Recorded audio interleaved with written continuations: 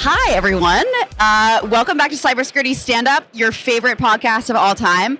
Today I'm coming from the Gartner Security and Risk Management Summit in the National Harbor, and it's a beautiful day outside, and it's a bustling show floor here, and I'm here with my wonderful coworker, Sudarsan. Sudarsan, you're my first guest on, so I'm really excited to hear about your first impressions of the show. What are you hearing at Gartner this year?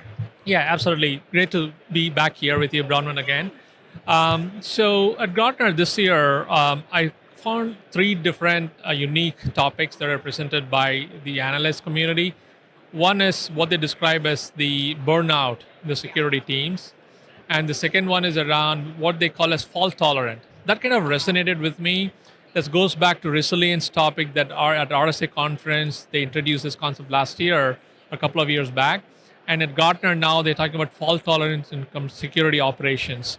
And the third piece is more around topics around how do you use this fault tolerance and burnout in the cloud security space, right? So that kind of resonated with what we do at Uptakes. And at the end of the day, it's all about how do you reduce your noise in the cloud security and how do you have the right amount of people in the field when it comes to whether you're doing an offense or defense strategy when it comes to cloud security. So burnout, how do you reduce burnout is one. Fault tolerant is more around how do you use risk prioritization to get to the fault tolerant capability even at doing a security operations.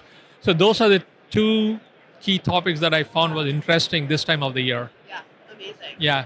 And I'd love to ask you one more question about this offensive and defensive strategy. Can you explain that a little bit? Yeah, absolutely. So I like to think of this as a game, right? A football game where you need to imply both offense and defense to really build a platform that does both, because you don't want to do one or the other because then you're not going to win the game, right, in cloud security. So we believe here both are required, and offense is more about being more proactive, or I would put it as something as you go shift left, you need to make sure you have the right security practices as you build the software. It's more offensive.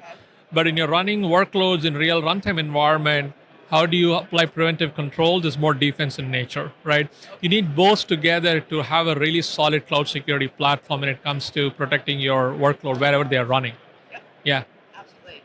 That's a big takeaway from this year's show, I think, is that we need both. We need both offense and defense. Wonderful. Well, thanks so much for joining us on the show for this little shorty episode, and enjoy the rest of it. Thank you, Bronwyn. Have a nice day. See you out in cyberspace.